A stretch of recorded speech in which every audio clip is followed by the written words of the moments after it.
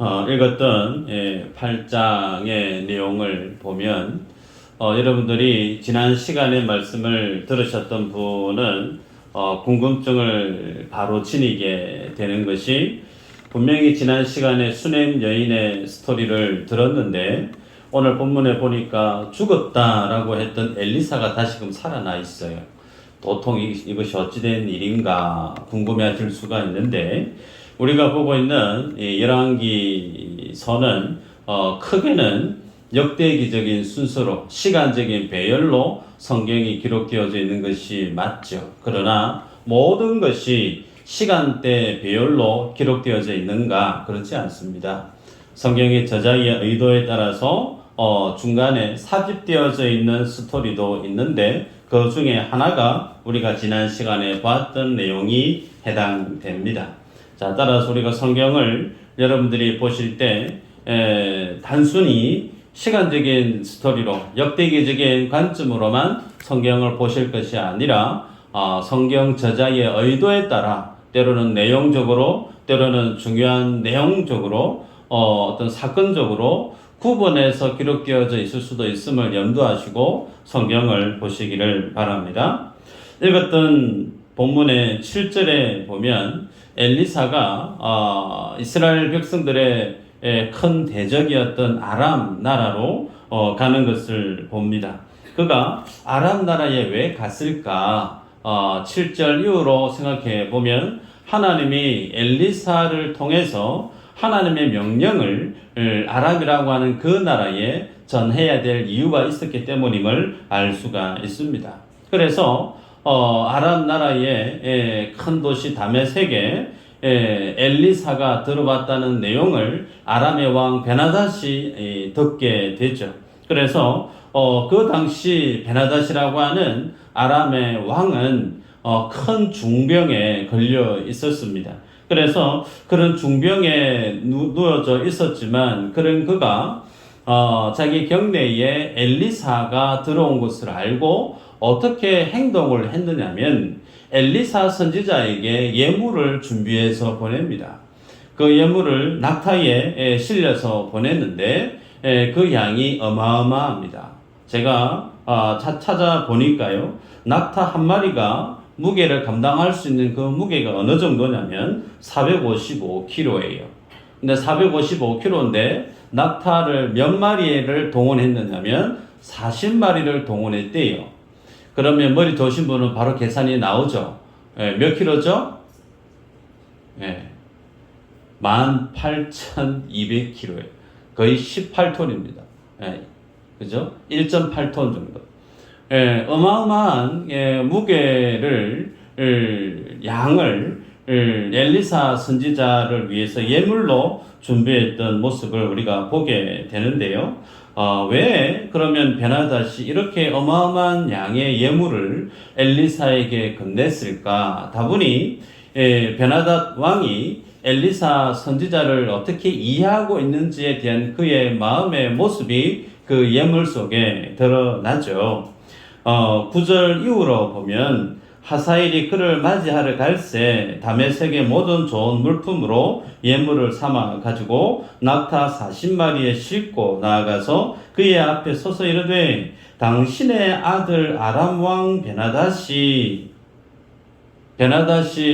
엘리사를 두고 자기 자신을 뭐라고 표현하느냐면 아들이래요. 아들.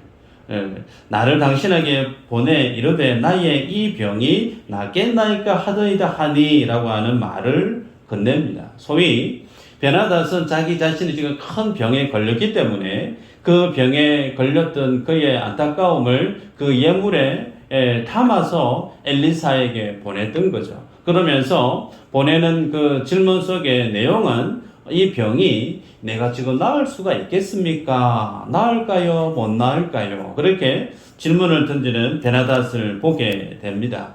그래서 엘리사와 베나닷의 관계는 상당히 좀 애매합니다. 무슨 내용이냐면 베나닷은 할 수만 있으면 북이스라엘을 정복하기 위해서 갖은 노력을 다 쏟아 부었었는데 모든 것이 다 가능했음에도 불구하고 유독 한 사람 엘리사 때문에 아람이 이 이스라엘을 향한 전쟁이 그 모든 전투가 다 물거품이 되고 말았죠. 그래서 속으로는 엘리사 선지자가 상당히 미웠을 겁니다. 그런데 그것도 인정할 수밖에 없는 것이 엘리사 선지자는 사람이 감당할 수 없는 하나님의 사람이다 라는 사실을 하나님을 모르는 베나닷 아람 왕도 인정할 수밖에 없었던 거죠. 그래서 그 엘리사에게 낙타 40마리 등의 어마어마한 예물을 준비해서 보냈던 거죠.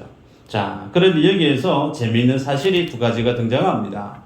뭐가 등장하냐면 9절 우리가 좀 전에 읽었지만 베나닷이 자신이 병이 나을지 안 나을지 누구에게 물었죠? 엘리사 선지자에게 물었습니다. 여러분 이것이 이상한 일이에요. 왜요? 베나닷은 이방인입니다. 베나닷은 하나님을 믿는 사람이 아니에요. 더 재밌는 것은요. 우리가 열왕기 1장의 내용을 우리가 읽고 왔는데 아합의 아들 아하시야 왕이 있었죠. 아하시야 왕이 다락 난간에서 떨어져서 아하시야 왕이 크게 병을 얻게 되어졌죠. 그때 아하시야 왕도 자신의 이 병이 나을지 안 나을지 몹시 궁금했는데 아하시야 왕이 누구에게 물었던가 기억나십니까? 하나님께 물었으면 고기가 숙여질 법한데 이스라엘의 왕이었던 아하시야 왕은 하나님께 자신의 질병이 나을지 묻지 않고 바알세붑에게 물었다는 거예요. 여러분, 이방인인 베나닷은 자기가 섬겼던 다곤이나 바알에게 자신의 질병이 나을지 물은 것이 아니고 이방인이면서 하나님의 선지자에게 나을지 안 나을지 묻고, 반대로 하나님을 정말 잘 믿어야 될 이스라엘의 아하시야 왕은 하나님께 묻지 않고 이방인들이 믿는 신 바알세붑에게 자신의 질병이 나을지 물었다는 이 내용이 참 아이러니하죠.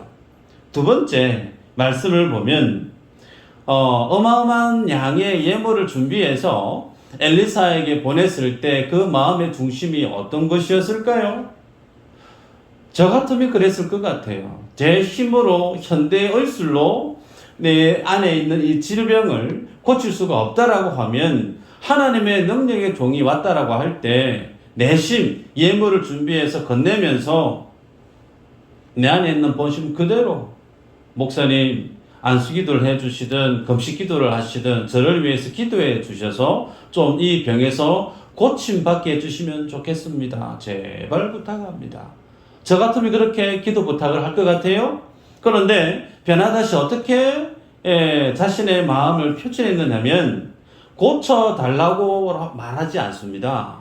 말씀을 보시면 아시겠지만 이 병에서 내가 나을지 안 나을지 결과를 좀 알려주시면 좋겠다라고 얘기하고 있는 것을 보게 되죠.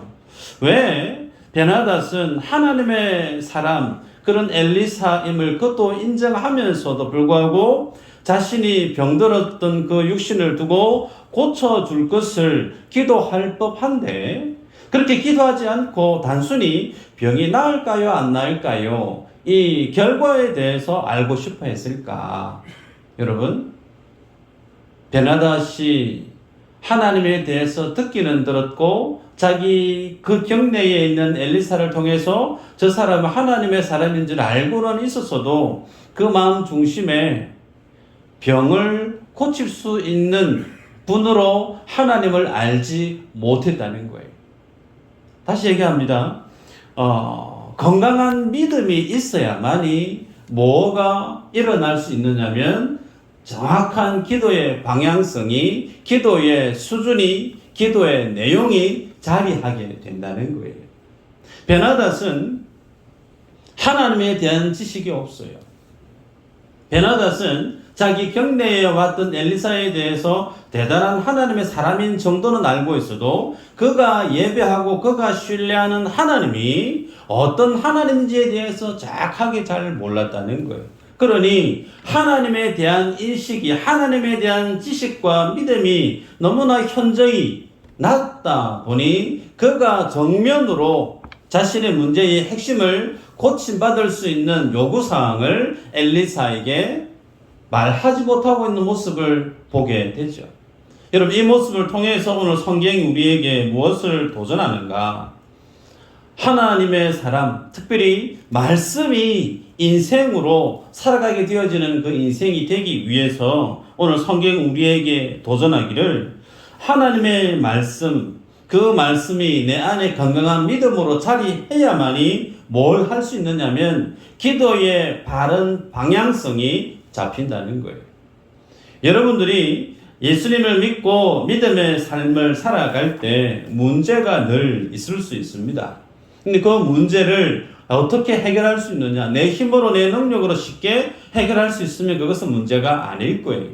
근데 내가 가지고 있는 능력과 배경을 총동원해도 쉽사리 그 문제를 해결할 수 없는 어려운 문제를 직면하게 될 때 성도는 다분히 뭘 하죠? 하나님 앞에 기도의 삶을 삽니다. 근데 그 기도의 삶을 살 때 가장 기본적인 것이 무엇이 요구되어지느냐? 내 기도를 들으시는 그 하나님이 어떤 분인가에 대한 분명한 믿음의 인식이 내 안에 자리를 해야 된다는 거예요. 여러분, 우리는 앞서 보았을 때 아람 왕 군대 장관이었던 나만 장군, 문둥병이 발했던, 나병이 발했던 나만 장군의 내용 우리는 알고 있습니다. 그 나만 장군이 북이스라엘에 갈 때 베나달 왕이 이스라엘 왕에게 편지를 적어서 건넸죠. 그 편지의 내용은 저를 고쳐주기를 원합니다 라고 하면서 어마어마한 양의 예물을 함께 보내고 서신을 보냈단 말이에요. 그랬던 왕이 베나닷 왕입니다. 자신의 부하, 자신의 군대를 통솔하는 군인들, 자기의 오른팔 해당되어지는 그 사람의 문제에 대해서는 베나닷이 정확하게 알고 있어요. 이 사람을 좀 고쳐주시면 좋겠다. 그런데 정작 자기 생명에 대해서 관련된 문제에 대해서는 애매한 스탠스를 취하는 것을 보게 되죠. 왜 그런가? 그의 믿음의 수준이 하나님의 말씀과 너무나 거리가 멀었다는 거예요. 그러다 보니 정말 구해야 될 바른 기도를 하나님 앞에 하지 못했던 베나닷을 보게 됩니다. 성경에 보면요, 마가복음 10장 51절 이후로 보면 예수님이 여리고 성으로 들어가는 스토리가 등장합니다. 예수님이 여리고 성으로 들어갈 때 맹인 바디메오가 길가에 앉아 있다가 예수님이 지나가는 소리를 듣고 소리쳐 외치죠. 다윗의 자손 예수여 나를 불쌍히 여기소서, 그렇게 외칩니다. 그랬더니 예수님 주위를 따르는 무리들이 귀찮아가지고 왜 이렇게 시끄럽게 하노? 조용히 못해? 꾸짖었습니다. 그런데 꾸짖음에도 불구하고 바디메오가 더 크게 소리를 지릅니다. 더 크게 소리 질러 부르며 이르되 다윗의 자손이여 나를 불쌍히 여기소서. 이 불쌍히 여겨 달라고 하는 이 외침이 예수님의 귀에 들렸고 나아갔던 그 예수님의 발걸음을 붙들었습니다. 그래서 주님이 가던 길을 멈추고 시선을 돌려서 바디메오에게 묻죠. 내가 네게 무엇 해주기를 원하냐? 소위 필요한 게 뭔데? 물었다는 거예요. 이 질문 앞에 바디메오가 정확하게 얘기합니다. 선생님이여 보기를 원하나이다. 보기를 원하나이다.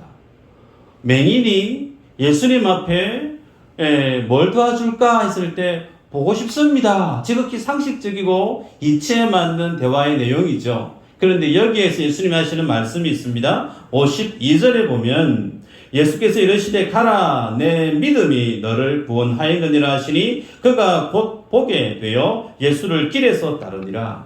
여러분, 예수님은 바디메오에게 뭐 해줄까 물었을 때 보기를 원합니다라고 하는 답을 듣자마자 주신 주님의 말씀이 내 믿음이라고 말씀을 해요. 무슨 말씀인가? 바디메오 속에는 뭐가 있었다는 거예요? 자신의 보지 못하는 이 인생에 도무지 해결할 수 없는 자기만의 문제를 자기 앞에 서 있는 예수 그리스도는 그 문제를 능히 해결해 주실 수 있는 분으로 알았다는 거예요. 그 사실을 믿었다는 거예요. 그래서 그 주님 앞에 자신이 정말 필요한 그 문제를 그대로 다이렉트로 직고할 수 있었음을 봅니다. 예수님을 따르는 많은 무리들이 있었어요. 그 많은 무리들이 예수님을 좋아하고 따르고 사랑했던 많은 무리들이 있었음에도 불구하고 예수님이 정말 사람의 눈을, 맹인의 그 눈을 고칠 수 있는 전능하신 하나님으로 인정하고 그러한 하나님으로 알았던 사람들은 바디메오 뿐이었다는 거예요. 여러분, 그러기에 만약에요, 바디메오가 자기 앞을 지나가는 예수님이 전능하신 하나님으로 인식하지 않고 단순히 돈 많은 사람 혹은 로마 정부의 상당히 복지 어떤 정책을 잘 관장하는 그런 고위 관료로 이해했다면 내가 뭐 도와줄까라고 했을 때 요구했던 내용이 달랐을 거예요. 가난한데, 내가 거지인데 돈 좀 주세요. 집 없는데 집 좀 주세요. 몸이 너무 불편한데 복지 정책, 복지 카드 좀 공짜로 할 수 있는 거 좀 주세요. 아마 이런 내용들을 요구했을 수도 있을 거예요. 근데 바디메오는 그렇게 보지 않았어요. 바디메오는 예수 그리스도가 자신의 삶을 주장하는 전능하신 하나님으로 알았기 때문에 그 하나님이 들어주실 수 있는 뭘요?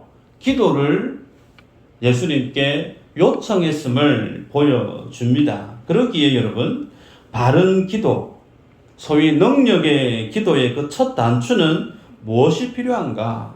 하나님이 어떤 분인가에 대해서 아는 데서부터 출발함을 기억하시길 바랍니다. 베드로후서 3장 18절에 우리에게 권면합니다. 오직 우리 주 곧 구주 예수 그리스도의 은혜와 그를 아는 지식에서 자라가라. 영광이 이제와 영원한 날까지 그에게 있을지어다. 자라가라. 여러분, 성도는 예수님을 믿기를 작정하고 예수님을 만나고 난 이후부터 교회의 문턱을 계속해서 밟습니다. 주님 나라 가기까지. 그죠? 주님 나라 가기까지 우리는 교회를 떠날 수가 없어요. 그런데 그 교회를 출입했던 시간부터 주님 앞에 우리의 눈을 뜨게 되어지는 그 순간까지 뭘 성경은 우리에게 요구하느냐? 자라가기를 명하고 있습니다. 주를 아는 그 믿음이 자라나야 내 인생의 허다히 많은 질고와 같은 질병과 같은 내 힘으로 감당할 수 없는 인생의 그 문제를 어떻게 해요? 기도함으로 풀어갈 수가 있다는 거예요. 그래서 하나님이 성도에게는 뭐냐면 행복이에요. 임마누엘 찬양대 행복이라는 찬양을 불렀는데 성도가 하나님으로 행복하는 법을 배워가셔야 돼요. 어떻게 해요? 자라가야죠. 자람의 기본은 하나님에 대해서 알아가는 거예요. 소위 말씀에 대해서 알아가는 거예요. 바라기는 여러분들이 이 풍성한 삶에 대한 이 메커니즘, 이 과정을, 원리를 이해하시고 기억하시고 오늘 이 말씀이 여러분의 삶의 원리에 그대로 적용되어지기를 주 이름으로 축복합니다. 두 번째는요, 말씀이 인생이 되는 사람은 말씀의 현재 속에 사는 사람이다 라는 걸 성경이 우리에게 보여줍니다. 오늘 엘리사는 하사엘에게 베나닷 왕이 물었던 질문에 대한 답을 주죠. 10절에 보면 엘리사가 이르되 너는 가서 그에게 말하기를 왕이 반드시 나으리라 하라. 그러나 여호와께서 그가 반드시 죽으리라고 내게 알게 하셨느니라 하고 그래요. 이게 무슨 말인지 애매하죠? 왕이 반드시 낫는데 또 왕이 반드시 죽는다라는 말을 전하는 거예요.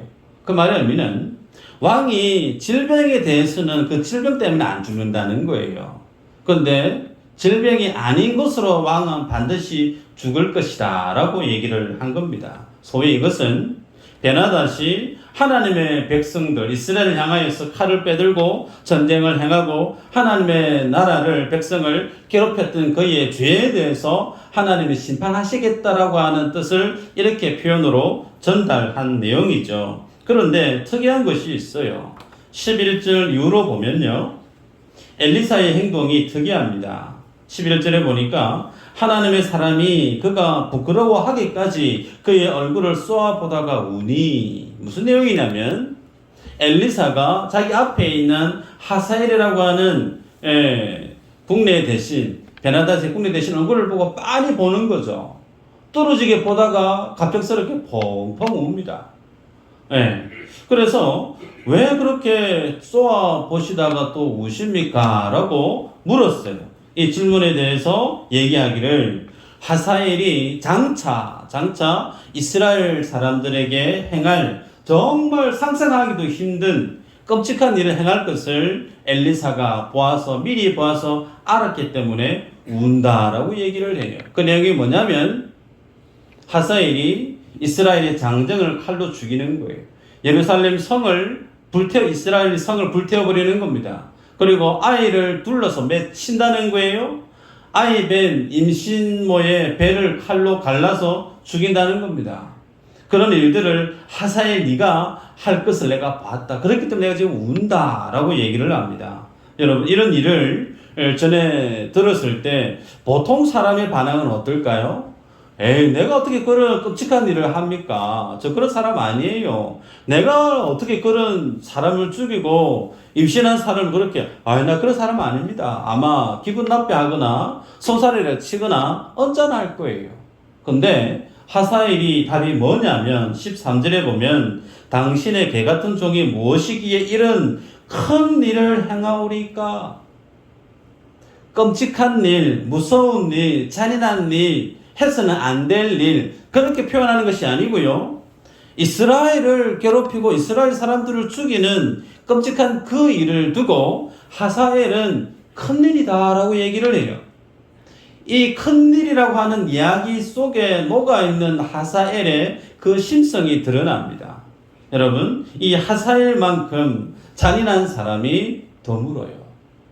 그 심성이, 그 마음이, 야망과 잔인성이 타의 초정을 불허할 정도로 상당히 무섭고 잔인했던 사람이 이 사람이에요. 그러면서 엘리사가 알려주죠. 네가 아람의 왕이 될 것이다.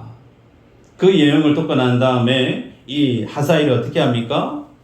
그 이튿날에 자고 있는 자기의 죽은 왕을 물로 젖어있는 이불로 눌러서 죽여버립니다. 살해해버리고 말죠.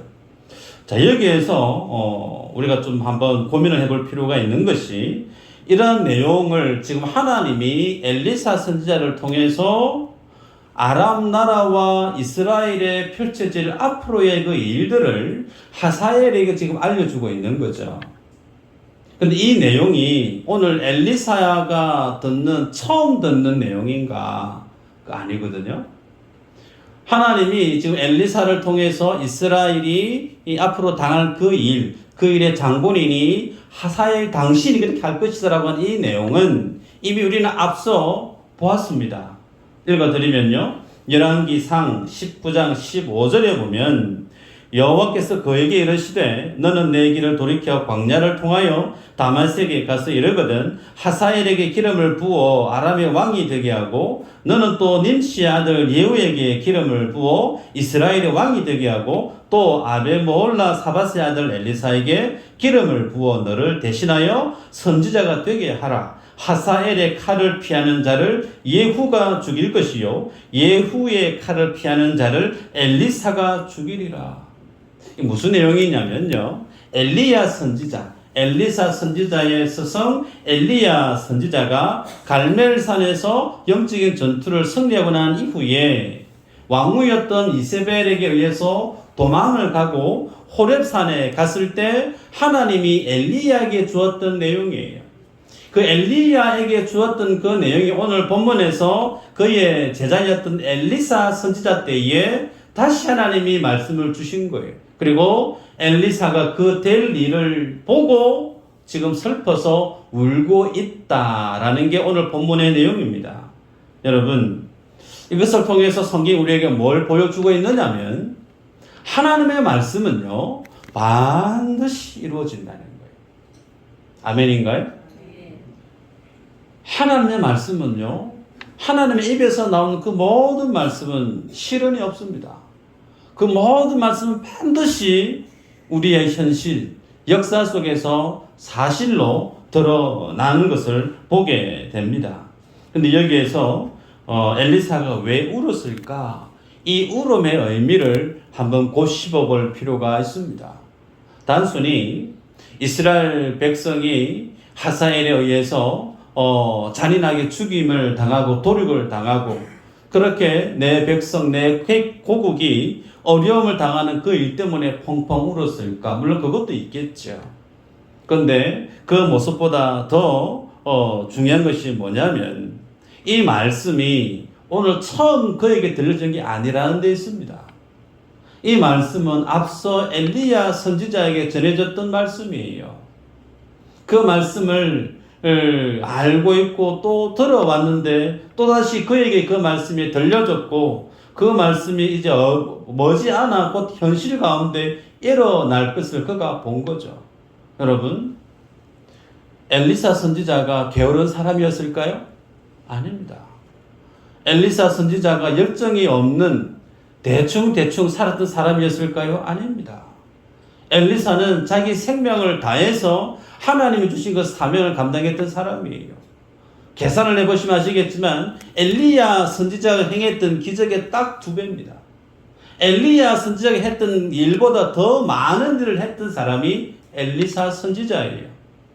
그렇게 그는 하나님의 기적, 하나님의 뜻, 하나님의 영광을 그의 삶을 통해서 이스라엘 전역에 생생하게 기적으로 그의 삶으로 보여줬어요. 그런데 그렇게 열심히 충성을 다 했음에도 불구하고 아합 왕 가문에 이게 계속해서 흘러내려왔던 하나님을 향한 배교, 말씀을 떠났던 불순종의 그 결과가 하나님이 준엄한 심판이 행해질 텐데 그 준엄한 심판의 그 흐름을 끊어내지 못했다는 겁니다.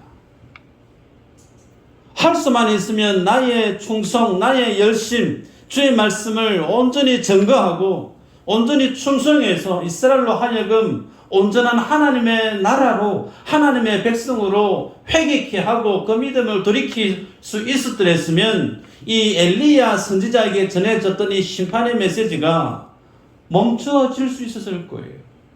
근데 본인이 하는 힘을 다 쏟아부었음에도 불구하고 이스라엘의 그 죄에 대한 하나님의 심판에 대한 그 연속 선장에 있는 그 모습을 끊어내지 못하고 돌이키지 못했던 그런 안타까움 때문에 지금 엘리사 선지자가 펑펑 울고 있는 것을 봅니다. 이 눈물과 맥을 같이 하는 눈물이 신약에 등장해요. 누가복음 19장 41절 이후로 예수님이 예루살렘 성을 보시고 우셨던 내용이죠. 읽어드리면 가까이 오사 성을 보시고 우시며 이르시되 너도 오늘 평화에 관한 일을 알았더라면 좋을 뻔하였거니와 지금 내 눈에 숨겨졌도다. 날이 이를지라 내 원수들이 토단을 쌓고 너를 둘러 사면으로 가두고 또 너와 및 그 가운데 있는 내 자식들을 땅에 메어 치며 돌 하나도 돌 위에 남기지 아니하리니 이는 네가 보살핌 받는 날을 알지 못함을 인함이니라 하시니라. 주님이 하나님을 떠나 있는 이스라엘 백성들 그들이 하나님의 준엄한 심판을 통해서 로마의 말발굽 아래 잔인하게 도륙당할 것을 보시고 주님이 우셨다 그랬습니다.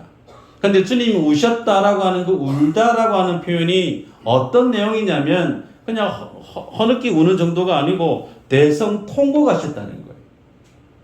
대성통곡. 가슴을 치면서 펑펑 우셨다는 거예요. 그 눈물이 오늘 읽었던 본문의 엘리사의 눈물과 다르지 않습니다. 여러분, 성경이 우리에게 무엇을 보여주고 있느냐면 하나님의 말씀은 늘 현재입니다. 기억하시길 바라요. 그 하나님의 말씀이 노아를 통해서 홍수 심판이 행해질 거라고 했을 때 그 하나님의 말씀 앞에 노아는 자신의 믿음을 겸비했습니다. 그런데 그 하나님의 말씀을 설마 장마도 본 적도 없고 폭우도 경험해 본 적이 없는 지금까지 한 번도 그렇게 비가 온 적이 없었는데 설마.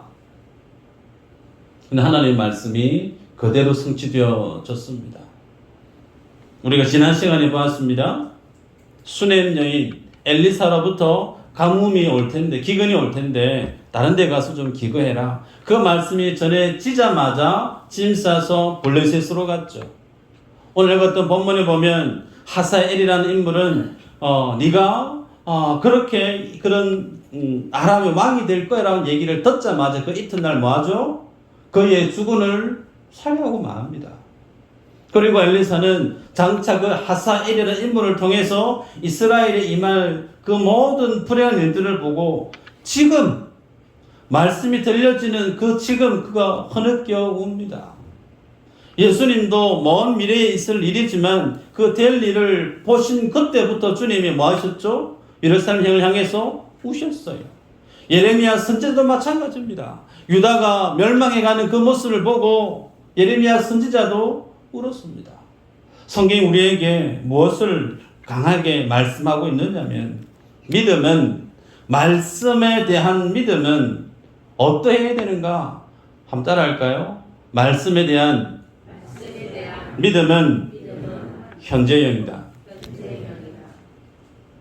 여러분, 그 하나님의 말씀을 현재로 받아들이지 않은 사람은 노아의 홍수 때 다 죽어 나갔습니다. 그 하나님의 말씀을 현재형으로 붙들지 않은 이스라엘 백성들은 하사엘에 의해서 죽임을 당했고, 그 하나님의 말씀을 현재형으로 붙들지 않았던 이스라엘 백성들은 아수르와 바빌론의 말발구 말에 하나님의 성전까지도 다 무너지고 말았습니다. 그 하나님의 말씀이 아직도 그대로 유효합니다. 주님 이 땅에 뭐 하신다고요? 재림하신다고 말씀하시죠. 하나님의 마지막 심판이 남아 있습니다. 그 하나님의 마지막 심판이 아직도 남아 있는데 오늘 내 마음이, 오늘 내 삶의 모습이 당장에 하나님의 심판이 내게 임하는 것처럼 내가 그렇게 말씀 앞에 내 자신을 세우고 살아가고 있는가 돌아봐야 된다는 거예요. 노아 시대에 많은 사람들이 하나님의 심판의 메시지를 그들의 눈으로 듣고 보아도 그들은 무시했습니다. 롯의 안에 하나님의 심판이 유황과 불이 소돔과 고모라 땅에 지금 떨어지고 있음에도 불구하고 그 하나님의 말씀 앞에 자신을 세우지 않았어요. 성경은 그때나 이때나 주님이 오시는 그때나 다르지 않다. 모든 사람이 그때가 돼도 똑같이 시집가고 장가가고 자기 할 일 바쁘게 산다라고 말씀하시죠. 여러분, 이 공간 안에 저도 있고 여러분도 있어요. 이 동일한 시간대에 한국의 많은 교회들이 예배하고 있습니다. 그런데 그 예배 중에 하나님의 살아계심을 체험하고 그 주님의 능력을 날마다 체험함으로 정말 예수로 기뻐하고 하나님으로 행복해하는 사람은 어떤 사람일까? 말씀의 자리와 기도의 자리의 그 좌표가 정확하게 자신의 삶들 위에 서 있는 사람. 그들은 날마다 주님이 주시는 위로와 하나님 주시는 행하심을 삶으로 간증하는 줄 저는 믿습니다. 말씀을 맺는데요. 여러분들에게 하나님의 말씀은 현재형이 맞습니까? 이렇게 말씀하면 내일 순종해야지, 다음 주에 순종해야지, 헛걸음 있을지 모르겠어요. 예수님의 십자가의 죽은 부활, 내게 현재형이 맞는가? 현재형이 맞다고 하시는 분은 날마다 십자가의 죽으심 앞에 자기 자신을 부인하기 위해서 애를 씁니다. 예수의 부활이 현재형이 맞다라고 하시는 분들은 날마다 그 예수로 기뻐하고 하나님의 나라로 기뻐하는 모습이 내 속에 있어야 돼요. 그런데 내 안에 그런 게 전혀 없다? 그분에게는 예수 그리스도의 부활이 아직까지 현재형이 아닙니다. 여러분, 주의 몸된 교회에 대해서, 직분자에 대해서, 믿는 자에게 주님 주신 그 모든 말씀이 오늘 나에게 현재형이 되어 드릴 줄 믿습니다. 이 삶을 견지할 때 우리들은 하나님의 복을 누리는 하나님의 예배자로 간증거리가 풍성한 축복의 주인공으로 살아갈 줄 믿습니다. 기도하겠습니다. 하나님, 영적인 귀머거리요 영적인 맹인이었던 이스라엘 백성들이 그들 귀에 하나님의 말씀이 들려도 그들 눈에 하나님의 말씀이 그대로 성취되어졌음에도 불구하고 그들은 목석같이 살았습니다.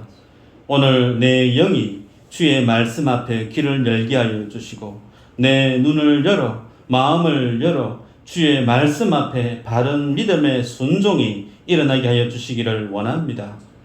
주님을 사랑하고 교회를 사랑하고 형제를 사랑하는 기도가 내 삶 속에 다시금 불일 듯 일어나게 하여 주시고 이것이 구체적인 헌신과 삶으로 주님 앞에 산 제물의 삶을 살아내는 우리 모두가 되어질 수 있도록 은혜를 다하여 주옵소서.